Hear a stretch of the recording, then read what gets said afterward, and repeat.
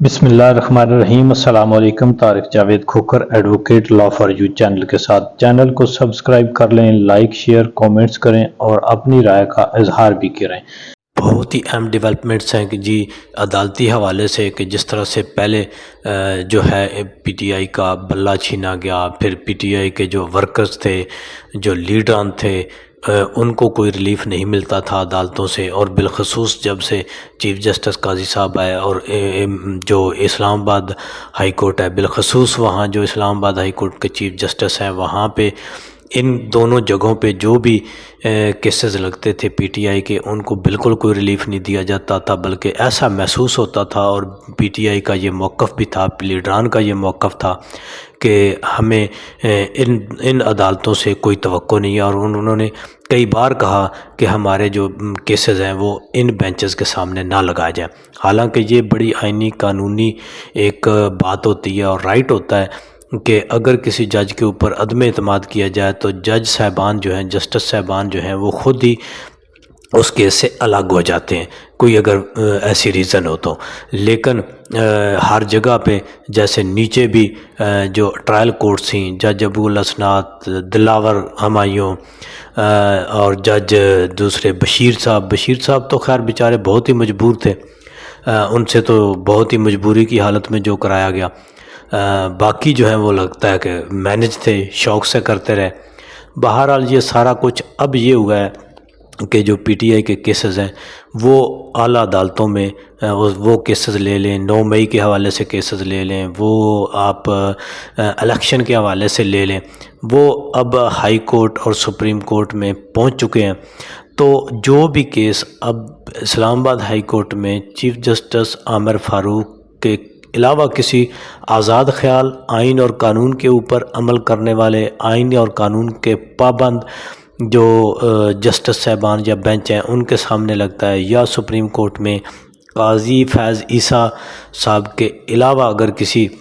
اور بینچ کے سامنے لگتا ہے، تو وہاں آئین قانون کے مطابق لوگوں کے رائٹس کو پروٹیکٹ کرنے کی بات کی جاتی ہے۔ جسٹس صاحبان کے بڑے اہم ریمارکس یہ اس رواں ہفتے میں آئے ہیں، اور انہوں نے کسی حد تک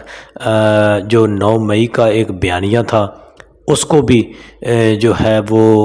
آپ یہ سمجھیں کہ اس کے غبارے سے ہوا نکال دیا انہوں نے۔ کیوں کہ ایسا یہ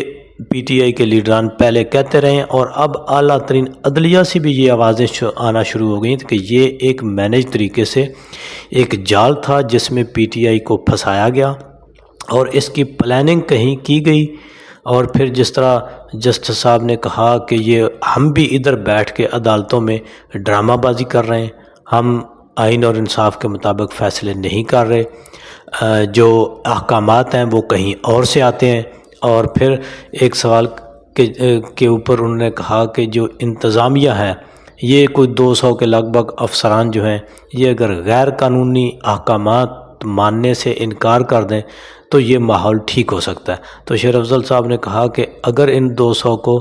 جیل میں آپ بھیجیں تو پھر بھی ٹھیک ہو سکتا ہے۔ یعنی مسئلہ یہ ہے کہ جو یہ سول بیوروکریسی ہے،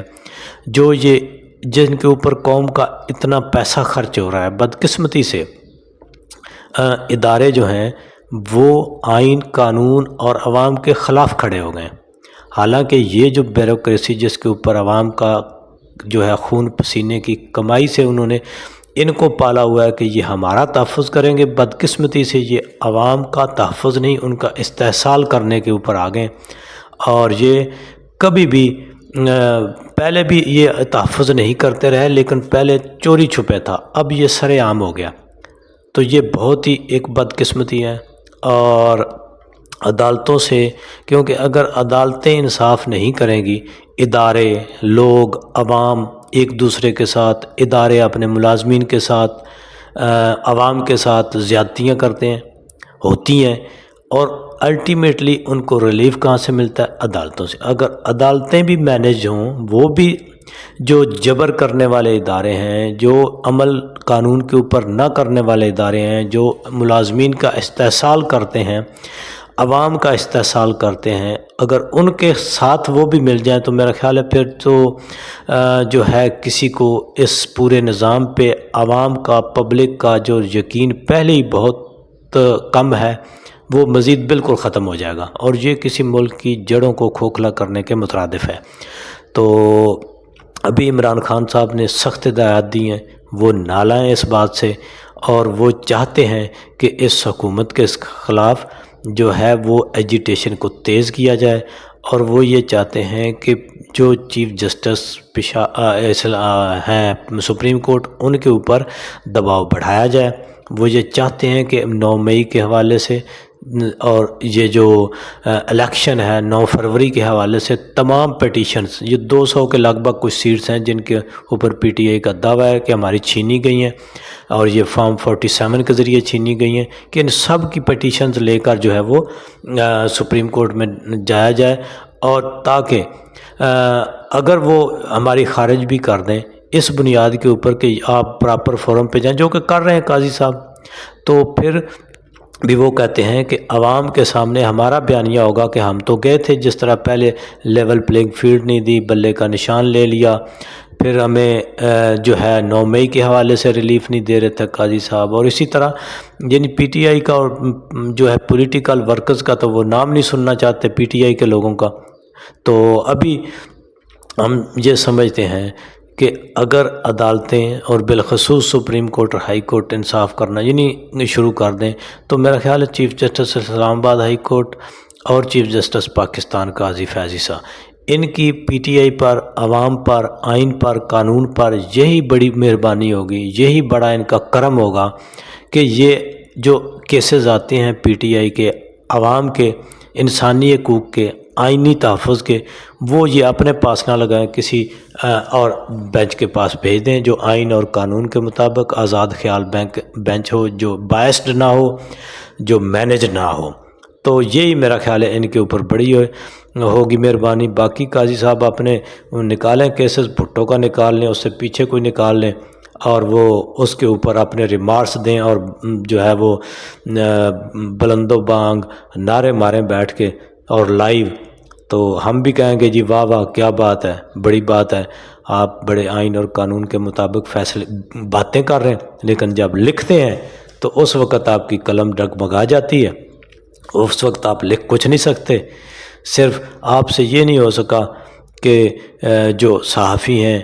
جو جیل میں بند سیاسی قیدی خواتین ہیں، ان کی آپ ضمانتیں لے لیں، چلو ٹرائل تو چلتا رہے گا ان کے ساتھ جو بھی ہوگا، تو آپ کو یہ نہیں ہو سکا کہ ایک ایسا آرڈر پاس کر دیں کہ خواتین جو کہ انٹائٹل ہوتی ہیں، بطور خاتون ہونا ہی جو ہے وہ بیل کے لیے ایک بذات خود ایک بہت بڑا گراؤنڈ ہے، اسی بنیاد کے اوپر آپ جو سیاسی قیدی خواتین ہیں ان کی ہی ضمانتیں لے لیں۔ پھر سیاسی قیدی جس طرح پرویز الہی صاحب، جن کی پسلیاں ٹوٹ گئیں اور جن پہ تشدد مبینہ طور پر کیا گیا اور کہا گیا کہ وہ گرے ہیں، چلیں جی وہ گرے بھی ہیں، تو تب بھی اسی بنیاد کے اوپر ان کی بیل ہو سکتی ہے۔ تو یہ ایک بہت ہی انفارچونیٹ ہے، بہت ہی بدبختی ہے، جب تک آئین اور قانون کے اوپر عمل نہیں ہوگا کوئی بھی بہتری آنے والی نہیں ہے۔